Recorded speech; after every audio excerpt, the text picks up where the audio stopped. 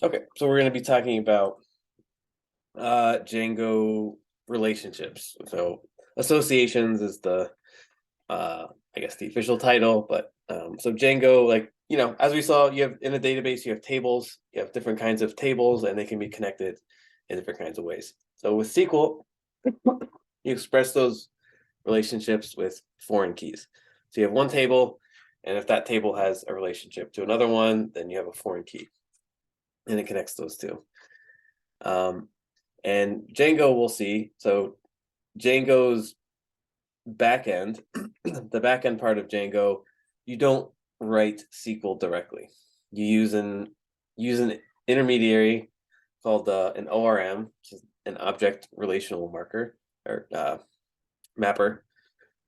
And that in Django, it looks like a class. So when you're creating a model or a table in Django, it will feel like you're writing a class in Python. And we'll see an example of that in a second.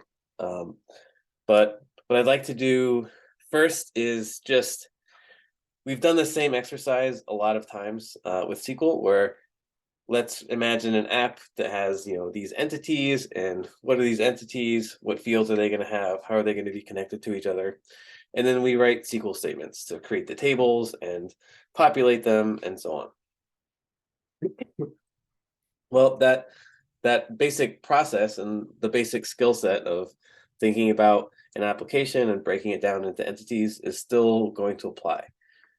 What's going to be different now is that instead of using SQL directly, we're going to use something else. So this is a pattern that you'll see over and over again, where the concept is the same, but the details different. I want to loop over something. Well, looping over something is the syntax in Python, you do it this way. In C++, you do it another way. In Clojure, whatever, you do it in another way. So but the important part is not the nitty-gritty syntactical details. It's the concept. The concept allows you to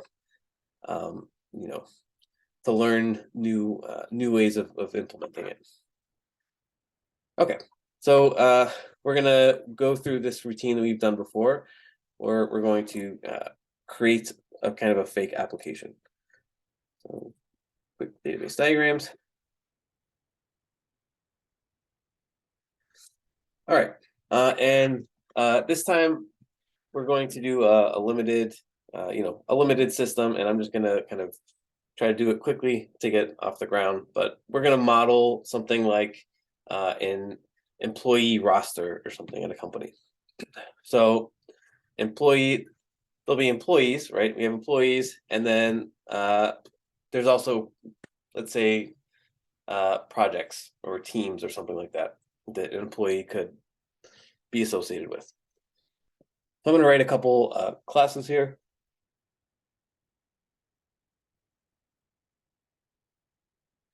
The usual stuff, and then we're going to have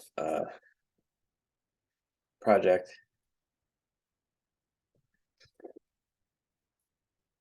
Okay, and then we can think about the relationship between an employee and a project. There's multiple possible answers for this. It would depend on, the nature of the company, really.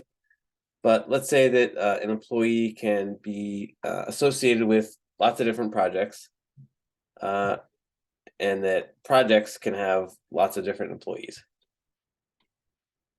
Well, how do we express this in SQL? That's a many-to-many relationship, right? Employee can have many projects. A project can have many employees. So we can't express that relationship directly. We have to have this join table or this third table that's going to connect them.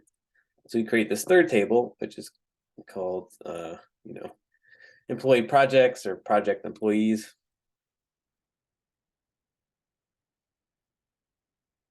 Or something else, but okay. So we have this table. So how do I wire these tables up? With two foreign keys, one from employee and one from project. Yeah, exactly. So we'll have employee ID, and that is a foreign key, and that's connected to, whoops, employee.id. We're gonna do the same thing with project. So project ID.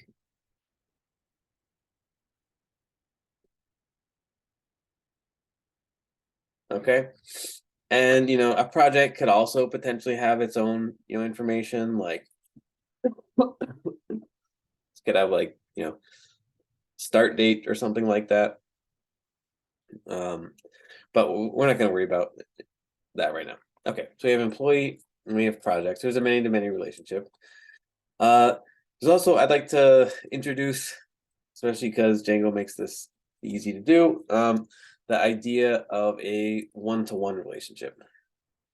So one-to-one relationships are not as common. So the most common is one-to-many, or many-to-many, but you can also have one-to-one. And the common kind of use case that we'll see is in let's say you have a web application or something like that, and you have a user, right? And so if you think about Facebook or something like that, Facebook has when you sign up, the kind of core, let's say, features of a user would be something like email, name, maybe phone number, or something like that. So these core things that a user should have. But there's also a whole bunch of other information about a user that you might want to keep, but that isn't, it's not like essential to, Facebook's core notion of a user. So you want to have some kind of supplementary table, and something like this is often called like a profile. You have a profile table. So I'll call this, we just call it profile and IDPK. And we want to have a one-to-one relationship. So an employee has one profile, and a profile it can only belong to one employee. So we can express that. So we'll put a foreign key on employee to profile, because employee is the really yeah. So we're gonna add, so let's see, profile ID and foreign key. Oops.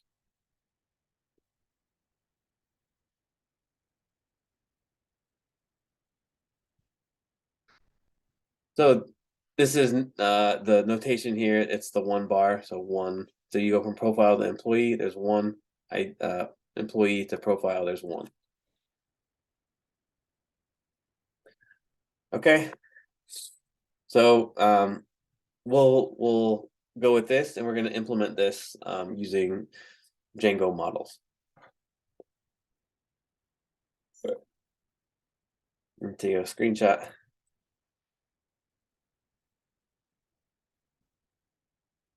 All right.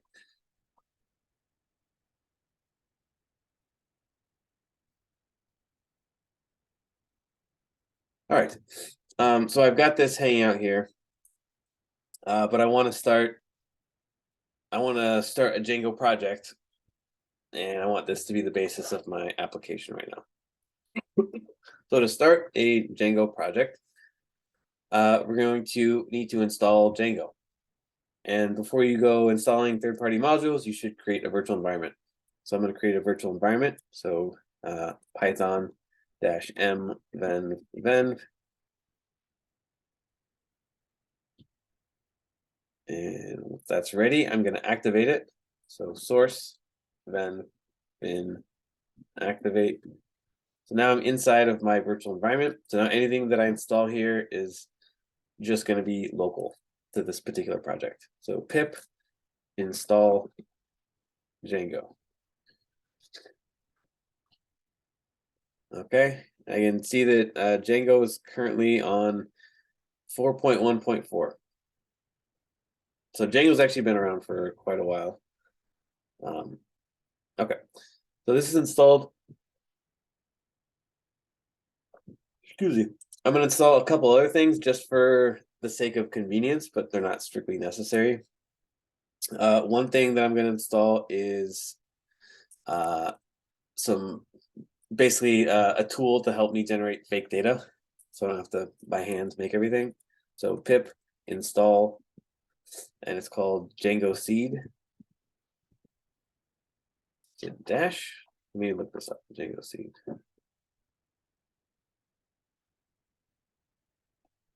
Okay, so here's the project. I can go here to the home page. It should be a GitHub. So Django seed. So this is not the most actively maintained project. So that's something that might give you some pause if you're thinking about using something that hasn't been updated in a year or so, but that's fine. Okay. So Django Seed uses the Faker library, which I've used before to generate test data for your Django models. This has been hard forked from Django Faker in order to support blah, blah, blah. Okay. So this is, if you look at this other project, it's probably something that stopped being maintained a long time ago. Yeah. So the last update here was 2015. So someone started, it could have been, you, it could be anyone, starts, puts up a repo, does some useful stuff in Python and makes it available for everyone else. And then eventually they get tired of maintaining it.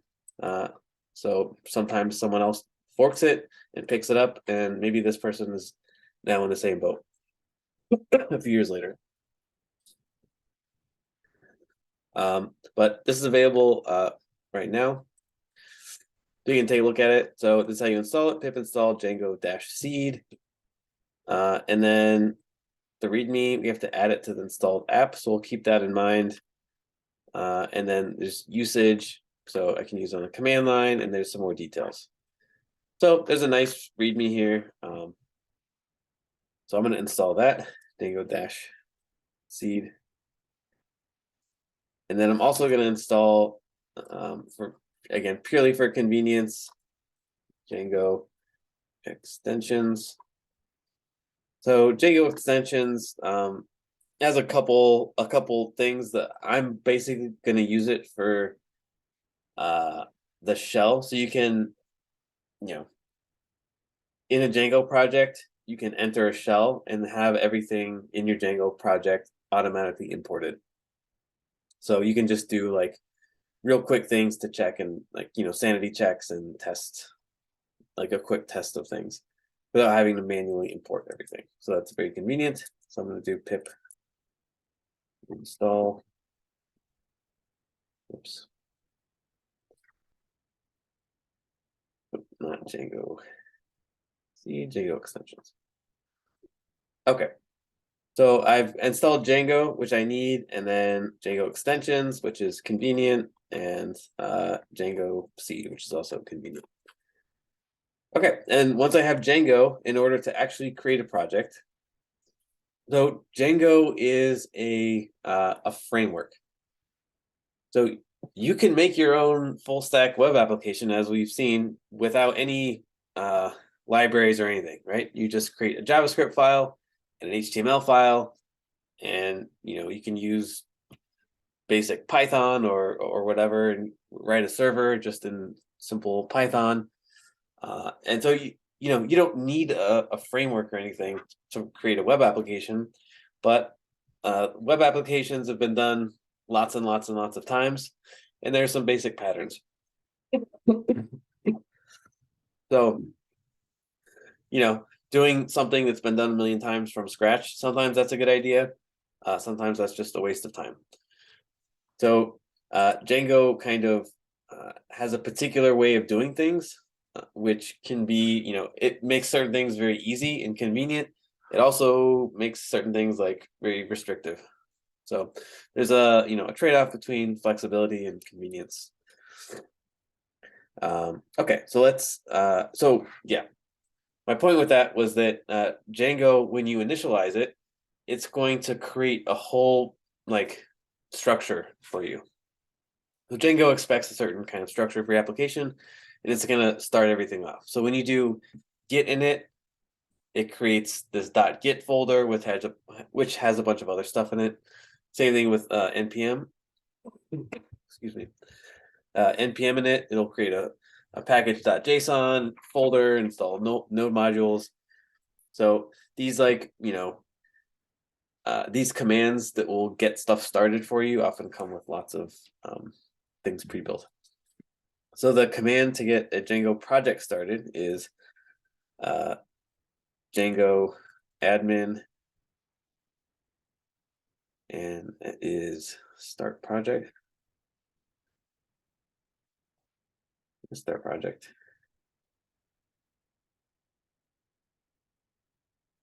Okay. So I just called it my project, which is not a descriptive name, but just so you know that it's a project. So we'll talk a little bit more about kind of the structure of Django. I'm gonna skip some of that for now, and since we're just gonna focus on the back end. But here's a project, and then within that project, you can create an application. So an application is like it's a cohesive part of a web application. So if you're Amazon, then that would be like the music app, or maybe even like the bookstore app or something like that. So you can have a huge web application with lots of different chunks.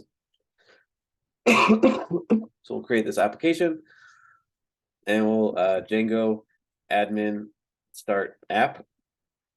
I'll call it my app just so we know that it's an app. Okay, and just by doing that basic setup, we've gotten a lot of things here. So we can see that the project structure, you have this outer layer, and then my app, and then my project. And if you look at the manage.py, you never really need to worry about this, but we're going to use this as a runner. So this is a command line utility. So a lot of the commands that we're going to invoke in Django are going to start with manage.py and then some command. Okay. And then at the top level, we've got a few of these files. The ASGI, you don't need to worry about WSGI, ASGI. This is just for running it on a server. What you will care about a little bit is the settings. You're occasionally going to have to make modifications to this file. And the URLs, which you'll also need to modify. The URLs is kind of the entry point. So you get a request in, and here's where that request is going to get routed. So depending on, just like we saw before, some of the exercises, depending on what route you go to, it's going to call a different function. So this, but anyway, we'll see more of that later. And then in here is our app. So this is going to have kind of all the meat that we need for our project. We have the views, which is going to contain all of the real logic of our application. Like when I get a request in from some client, what do I do with it? All of that stuff is going to go in the views. And then the models, this is what we're going to be focused on now. The models is going to be the kind of Python representation of your database. And admin and apps, you don't need to worry about that stuff. Okay. So for now, we're just going to go, okay. So one thing I'm going to have to do is I'm going to make a couple of modifications to settings. So one thing that you'll need to update frequently is this installed apps. So installed apps, these are all of the apps, right? So I created my own app called My App. Django also comes pre-built with a whole bunch of its own apps, which are very convenient. So there's an admin app, and an authorization app, and a sessions app, and so on.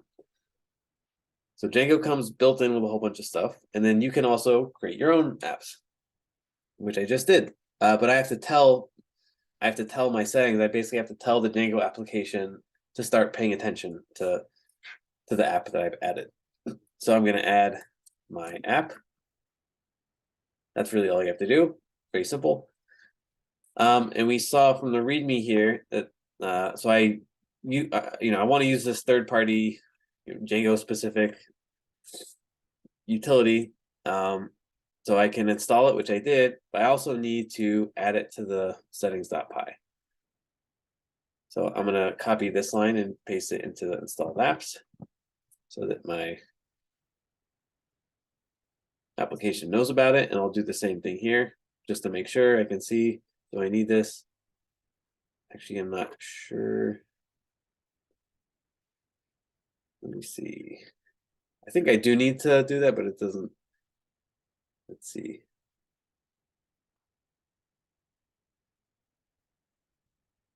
Yeah, I'm not. Okay, here's where it says. Then you'll need to add the Django extensions application to the installed apps, blah, blah, blah. So Django underscore extensions.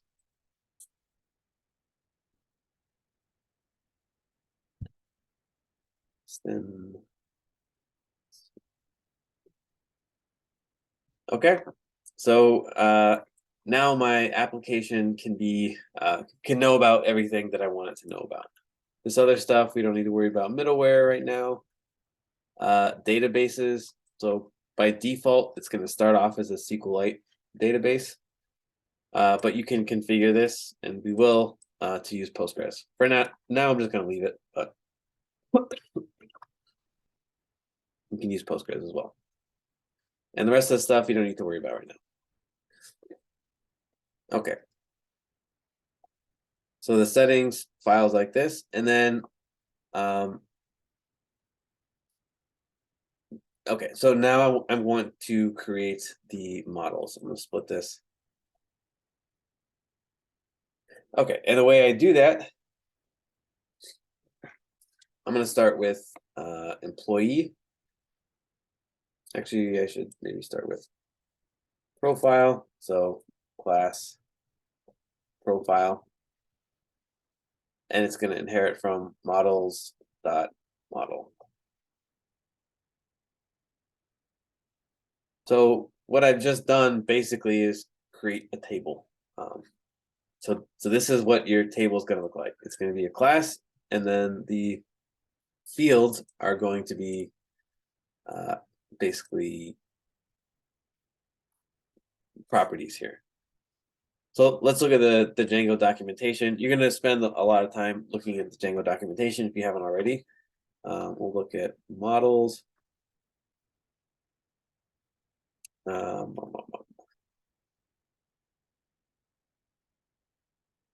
So you can see an example here. So this is from their example, a polls example. So this is the models.py, and here is the models.py from my application. And here's a question table, and it's got 2 columns, question text and pub date. And you can see that instead of doing question text, varchar, whatever, varchar 200, you do this, models.car field. So the syntax is different, and it looks different, but it's the same thing. It's the same thing you're already familiar with SQL. You're creating a table with 2 columns. So let's go ahead. So another thing worth mentioning is that Django will automatically create an ID for you. So you don't have to specify that.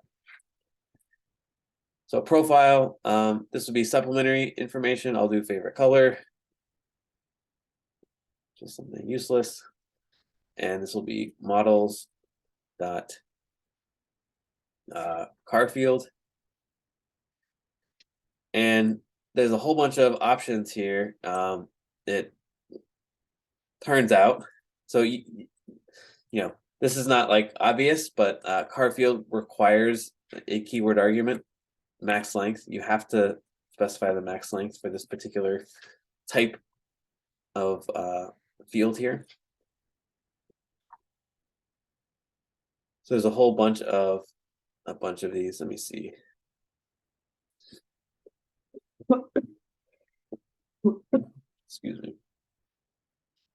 Where would the fields be? So sometimes navigating around the documentation is a little tricky. Let's see.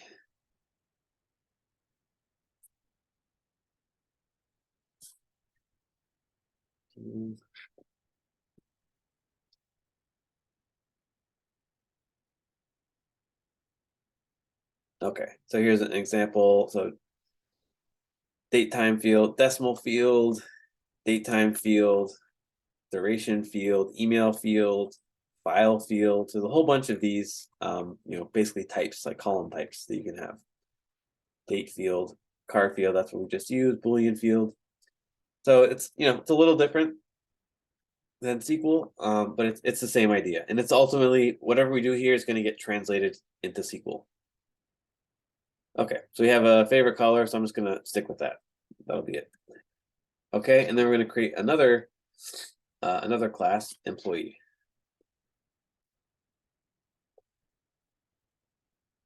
Models.model.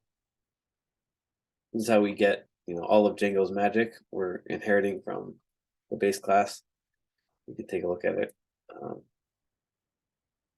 So we're now in the Django source code here. This is the model. You don't need to worry about meta class, but there's a lot going on here. The code is very it's very object oriented, and so if you jump around here in the source code, you'll it's good.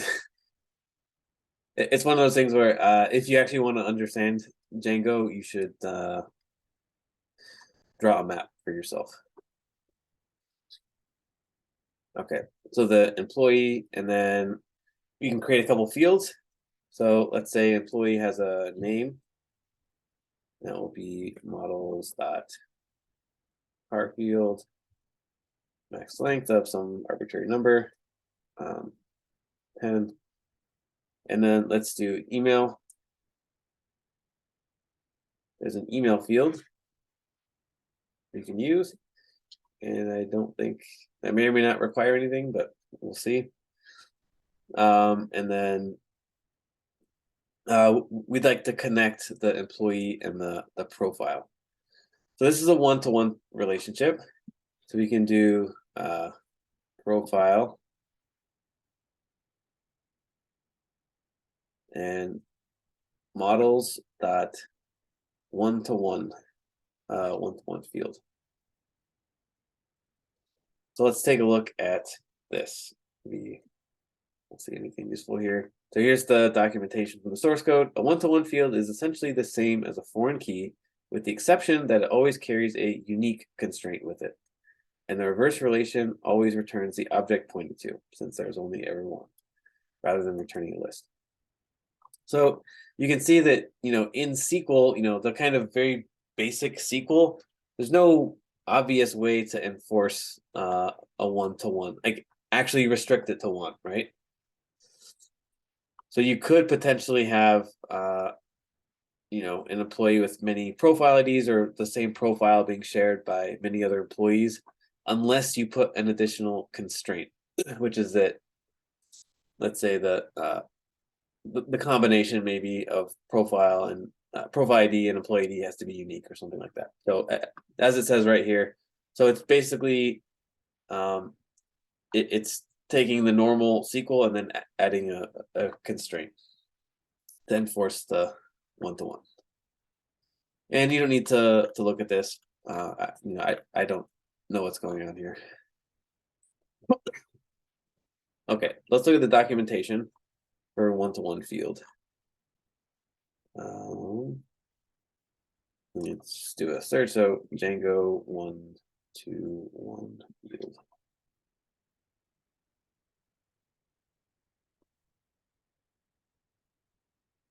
Okay, so one-to-one field. So this is an example. A place optionally can be a restaurant. So this is just one example. But you see we have these two models, place and restaurant, and there's a one. Where is that? Right here. A one-to-one relationship. So you just basically pick one of the models. In this case, this, we really care about restaurant. So you put a 1-to-1 field there, and you pass it place. So it's connected to place. So I think that's all you really need. So profile. I think that'll be, I'll just leave that for now, unless it breaks, and then I'll add the other stuff. Okay, so now we have a 1-to-1 relationship. Let's do project now. So class, project.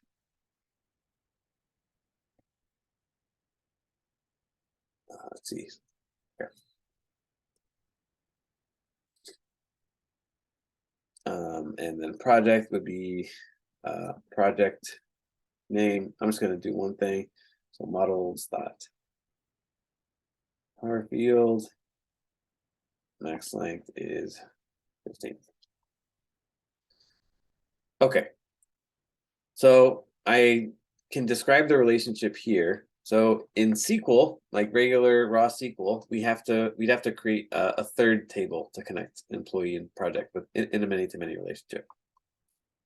The rules of SQL still apply, but we're using this intermediary. So we're going to get some magic here. And that magic is similar to this, the 1-to-1 field. So I'm going to do employee, and we'll call this models dot many-to-many field. And then I give it the model that I want to connect to, or the table that I want to connect to, employee. And that's really all I have to do. So now employee and project have a many-to-many relationship. And under the hood, because all this stuff that I'm writing is going to have to eventually get translated into, SQL, there will be a third table, but I don't have to know about it, right? So I get that layer of abstraction there. Let's just look real quick at the documentation for many-to-many.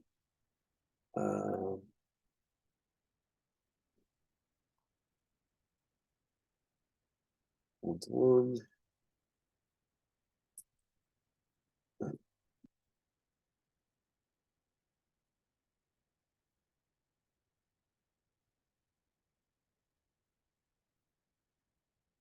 Okay, so we have the same exact. We have a publication and an article. So an article can belong to many publications. A publication can have many articles. And then here, we just pick one, basically. Actually, we should probably call it, you don't have to do this, but we'll make this plural. Because, a project could have many employees. So making that plural makes sense. So many-to-many field, and then we're attaching it to the publication model. And that's basically it.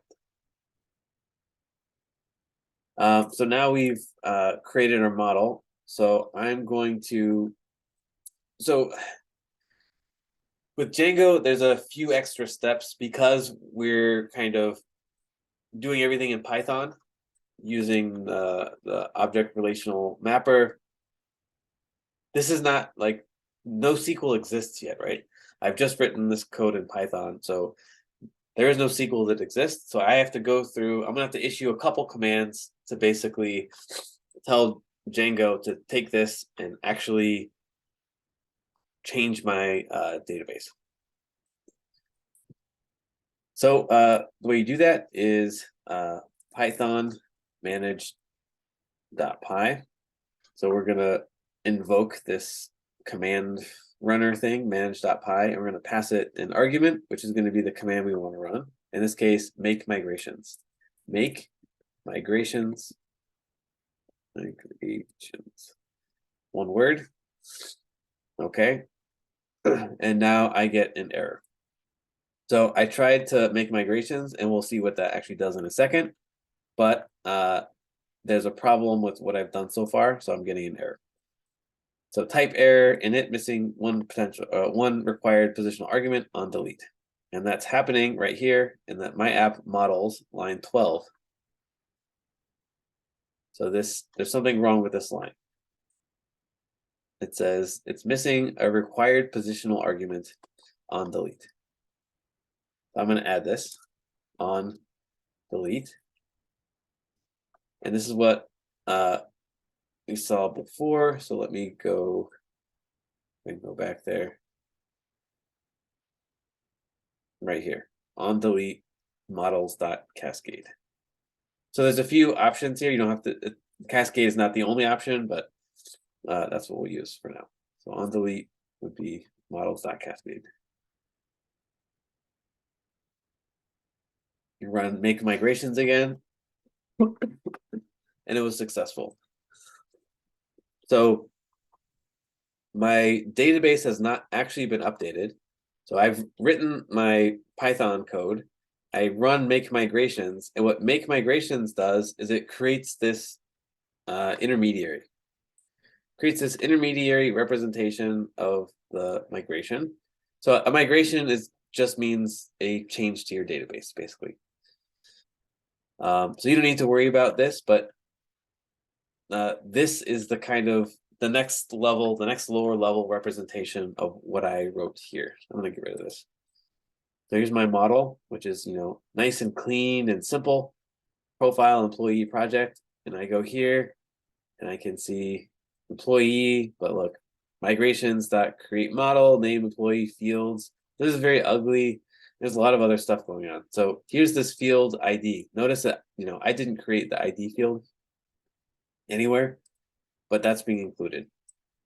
So ID and then big auto field. I don't know what that is. Auto created primary key, serialized. So some of this stuff maybe sounds familiar from SQL, but again, this is not actual SQL. So this is going to become SQL, but this is how they do it.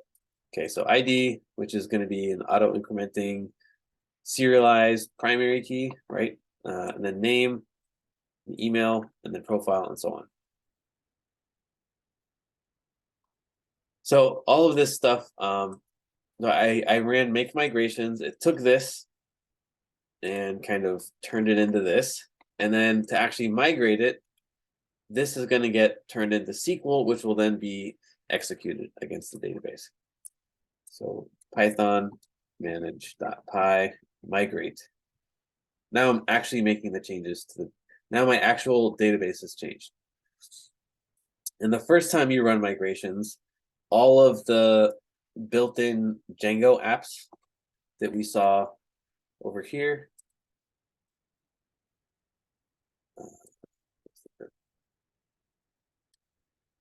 Here's our database, by the way, db.sqlite3. Settings. So all of the installed apps like admin, auth, content types, these apps are going to use, all of them or most of them are going to use the database in some way. So the auth app, content types, admin does a lot of stuff, auth does a lot of stuff. So it's, some of these apps require database tables and so on. So they're running their own migrations the first time that you run migrations. After that, it's just going to be your migrations that are going to run. So the first one you run is a little different. Okay. All right, so now we have the models, and we've started with, thinking the normal process of how are we going to chop up this application and how's it going to work, and how does it meet the business needs or whatever. And then we take that and we create models, and we look at the documentation to figure out how to do that with different relationships. And then we run make migrations to create this intermediary, which you never need to touch, basically. You shouldn't need to touch it ever.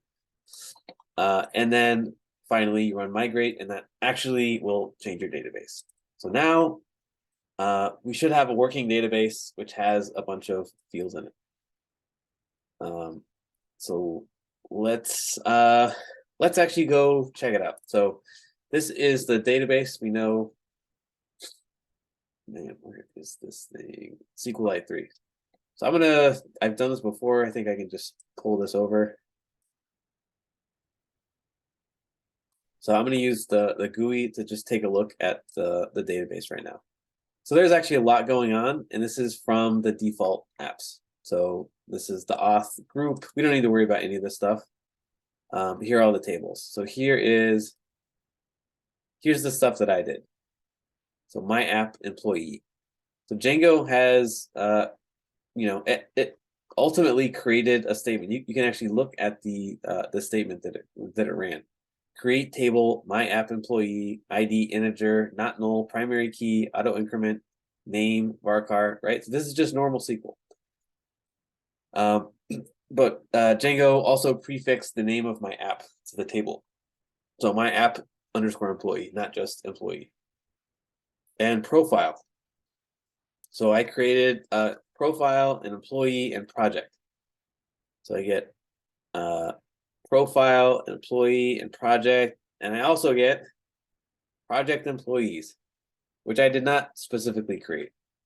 But I told it that it was a many-to-many field. So Django took the liberty of actually creating the third table, which is required for SQL. Okay, so this looks like it worked. This is what we expect. So I'm gonna go ahead and add some dummy data here. I'm just gonna paste this. So Python manage.py, which is almost everything you do in Django is going to start with Python manage.py and then something. And this is a third-party module, so you just have to learn how it works. But seed will be the command basically that it's going to run, and because I have seed installed, it knows what to do with that. And then I have to pass it a couple arguments. The first argument, well, I guess an argument and a flag. The argument is the app that I want to run it in, which in our case is my app.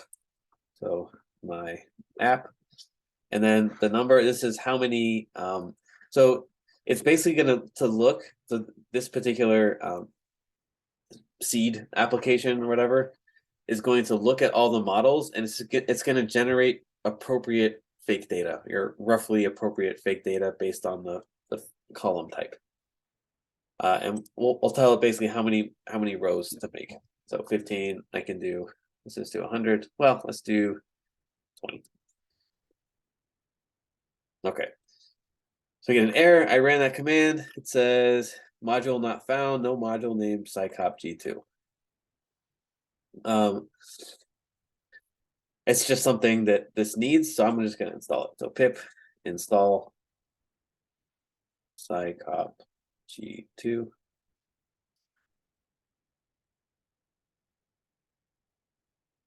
I'll wait a second for this to get going.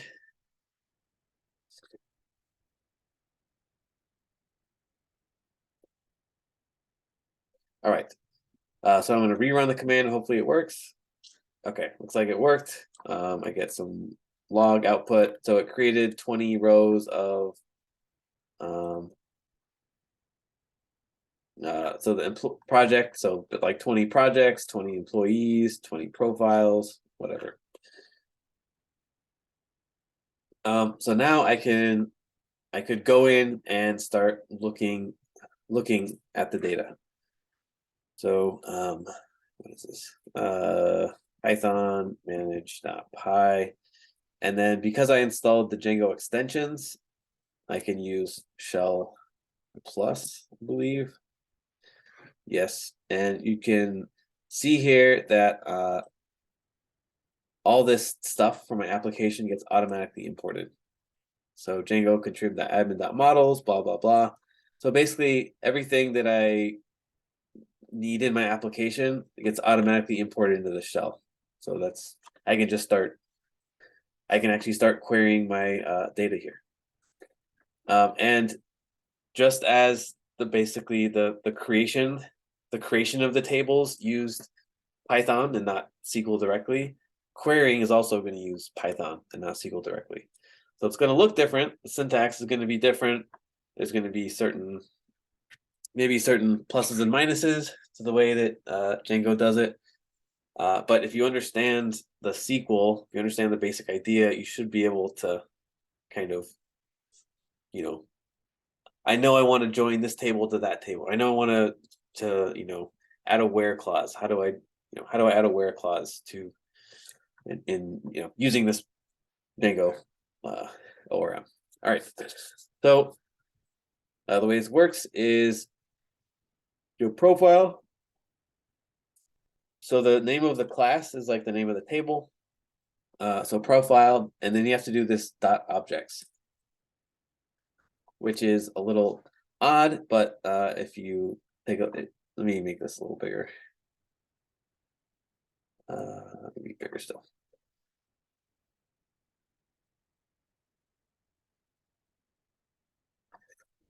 Okay, so if I just print out whatever profile.objects is, it's a manager. You don't need to worry about that what that is, but this is the kind of intermediary that allows you to interact with your model. So profile file.objects dot all. I think that will work. And this is like select star from profile. This is like go to the profile, the profile class, which represents the table. Get me the manager object, which is just something we need. Don't need to worry about it. And then dot all. So it's like select star from profile. And I get this thing called a query set as a result. And it's just got a bunch of these things, which is not very useful to me. So I'm going to help myself out and override the string representation here. So def str self return self dot favorite color.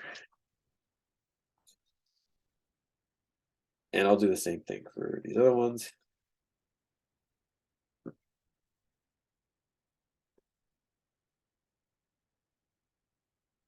Self dot name and self dot project name. All right, so now I should be able to exit somehow. And then I'm going to run it again. And profile dot objects dot all. And now I get something that's more readable. So if I don't want to get all of them, I just want one specific one, I can do profile dot objects dot get.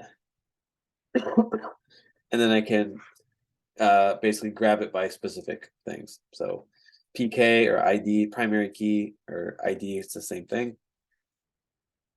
So whatever the ID of 3 is, so that's this particular one. If I grab it by a property, so get expects exactly one result. All expects, 0 or a whole bunch, but it'll be a query set, like a list of results. You can also do filter. So filter PK is, let's say, LT. I think this will work. Let's see, yeah. So the syntax is a little weird. So for filtering, you think you could just do like filter whatever is less than with a caret or something like that. It doesn't work that way. So you take the column name, which is the primary key or the ID, and 2 underscores and then LT. So this is how you do primary key is less than, and then whatever value you put over here is that. So primary key is less than 3, so primary key is less than 5. I'll get 4 results. So this is just stuff that you'll have to look up. It's not it's not obvious. Okay, so that's the basic idea. Okay, so I have employee and profile. So I'm gonna grab let's grab an employee. So I can assign it to a value. So employee dot objects. I'll just take a look real quick. So this is all the employees. So now I'm just gonna not get all of them, but get all get it by name. So let's do expert dot. The way I would do that is name double underscore. I think I could do equals here, but I'll do make it less precise. Instead of equals, to do contains. I think that will do it. So contains expert E. So that just so happened that's kind of a dangerous thing to do because if there were more than one thing, that would throw an error. But that worked out. Okay, so now we have an employee. How do I get the employee's profile? Any guesses? Maybe E.dot profile. Yeah. So this is one of the perks of using basically an object to interface with SQL. So I can do E.dot profile, which feels familiar. It's a familiar API, right? E.dot profile, and this gives me an actual profile. So I have an actual instance of a profile here, and I can do E.dot profile dot favorite color. This is nonsense, obviously, but so I started with an employee, and then to get the employee profile's favorite color, it's just dot dot dot. So that's pretty convenient.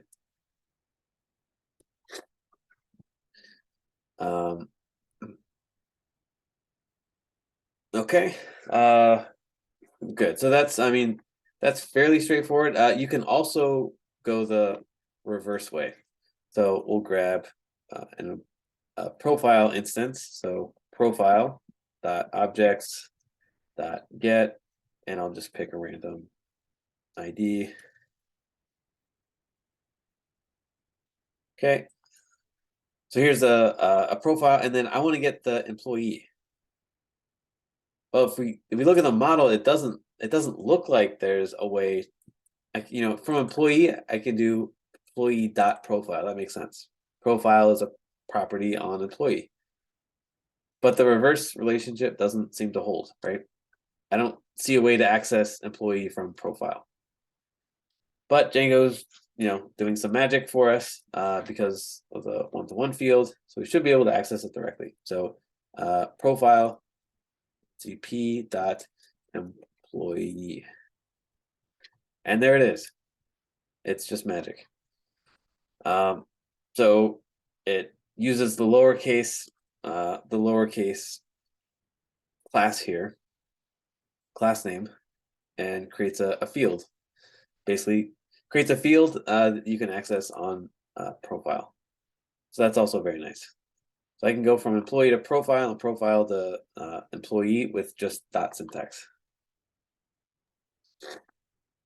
Hey, Chad, so what happened was it used the opposite of the one-to-one and then used the many-to-many to get there. So this is all we haven't. You can forget about the many-to-many for right now. Oh, okay. We'll look at that next, but for right now, this is just profile and employee. So this is just the one-to-one relationship. So I can access, I can get an instance of an employee, like as in a row in the employee table, which is like right here, for example. So I get a row in the employee table, and then from there, looking at the code, it seems intuitive, maybe, that I could access the profile, which turns out to be true. So I can do, employee.profile, and that is an instance of the profile, and then so on. The reverse relationship going from like profile.employee, it's not obvious. It doesn't look like it's here. I mean, I didn't write it out here. Looking at this code, it doesn't look like there's a connection between these from profile to employee, but Django is doing some magic under the hood and actually providing that or providing us access to that relationship. So I can start with a profile right here and access employee using .employee. So Django's doing some work for us in the background. And can you go further and do p.employee.email? Yeah. So p dot so first off, let me assign this. So my oops.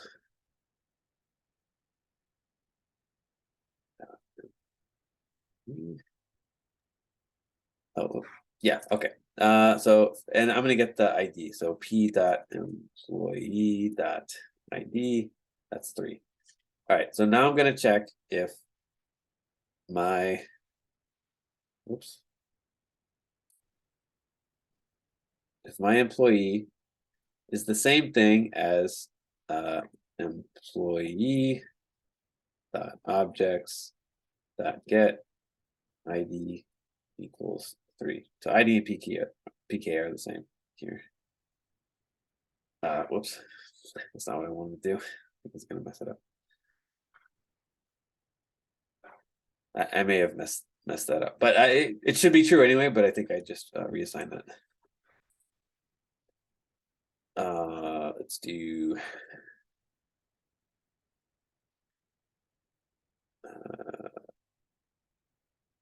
p dot e equals. I'm gonna copy this.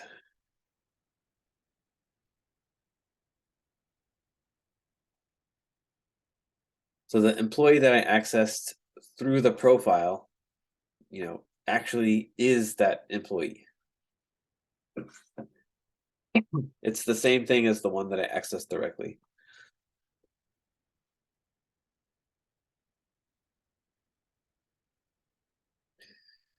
Okay, so yeah, there's some quirks. It's in some ways it's kind of cool. In some ways it's doing like maybe too much work for you in some ways, but yeah. So we'll look quickly also at the many-to-many, which is slightly different, same basic idea, but with a slight twist. So we'll look at employee. So let's do employee. Let's find an employee. What do we got? Yeah. We'll use this guy. Okay, so that's our employee. We have an instance of the employee. So let's get all of the employees' projects. So E dot. Actually, let's start with this because this makes sense, right? I can see. So we'll start with project. So P equals project dot objects dot get ID equals 8. And we can see that there's a project.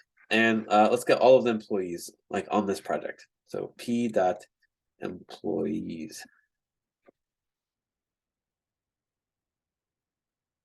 So that doesn't exactly work. So Django models fields related descriptors create forward many-to-many manager object. So I think you have to do p dot employees set. Is that right? No.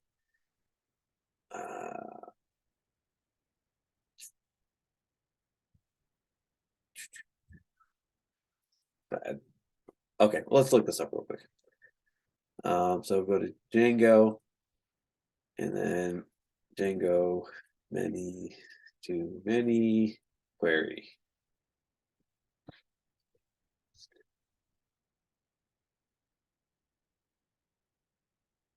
So here, this is creating. There's a couple ways to create an instance of an object. This is one. You like create an instance of the class, and then you save it.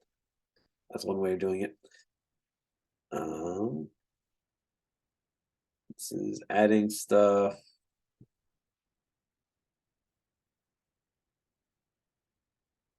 So there should be this dot all. So maybe I have to do p dot employees all.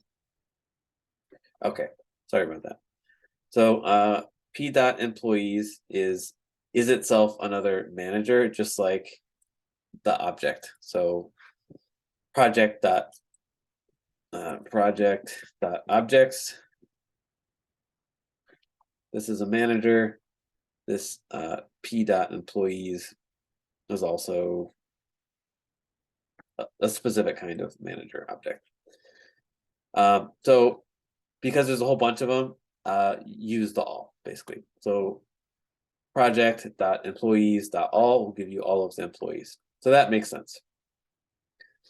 The reverse relationship. So if I do E equals employee dot objects dot get, and PK or ID equals 5. And then I want to get all of the projects that this employee is associated with, and do E dot projects maybe. So there's no attribute. It basically it didn't work. So here we could do that. We could do profile dot employee, and it worked. Here we can't do employee dot projects or project. Maybe try a singular. That doesn't work either. So because there's many of them, you see that there's a slight difference in the syntax, and the default name is set. So you can see that this is the manager object.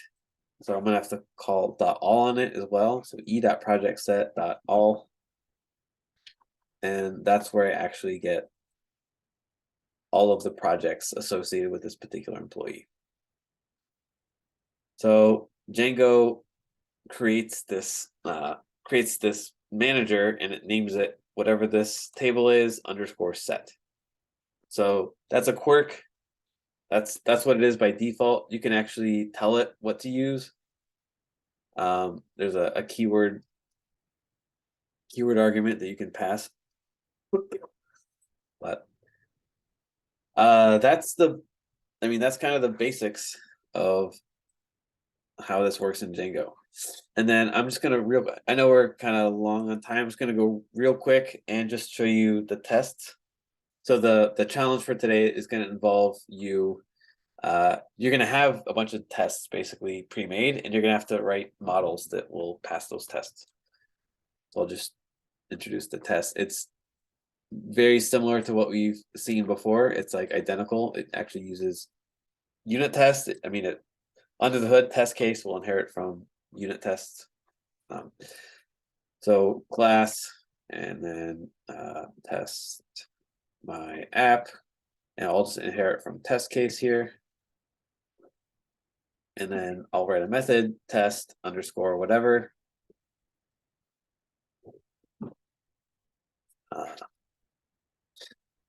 And then what I would do is, let's say, create an instance of a model. So I'm going to import the profile. So in the tests, I'm going to import, so from .models import profile. And then I can create an instance of a profile. I can do P equals profile, then favorite color, I think, so orange. P dot save. That should do it. And then I could maybe write a query. It's like profile dot objects dot get PK equals 1. So the tests will run and it'll create a fresh kind of temporary database. So I'm inserting one record, so that should have an ID of 1. And I'll assign this to something, instance, whatever, and then self.assert equal instance.id or whatever. Let's just do instance dot favorite color, and then orange. Not the most interesting test, but should test it. It basically works. Exit, and then to run that, like almost everything else, so Python manage.py and then test, and it failed. Field ID expected a number, but got orange. So this is a little tricky, but I'll pass it a keyword argument. So favorite color.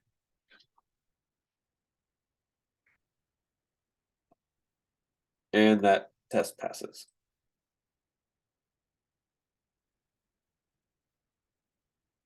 So the kind of default built-in testing for Django is exactly what you're familiar with, unit test in Python. You inherit from test case, which gives you some extra stuff, but you don't really need to use it. You don't need to worry about it. You can. And then you create a test, just like usual, test underscore, and then you can add your models. So the challenge for today, let's see.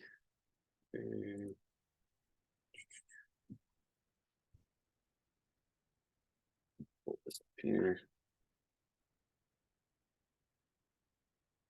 Yeah, so this is the Django associations challenge. Associations means relationships like one to many, many to many, and so on. So it's a little confusing. What you're going to get is there's a few different things. You can do one or as many as you want or can. But each one of these is just going to contain a test.py. So this test, this is, you're going to have to reverse engineer the appropriate models. So this tests.py would go like in here. So what you'll have to do for each of these is create a new Django project, go through the process of creating a new Django project, and then you can paste the contents of the test.py into the app's test.py. If you need help with any of this or it gets confusing, just let me know. But you paste that in, and then you'll go write your models, and then you try to write your models and pass your tests. That's the basic idea. All right, we'll stop here.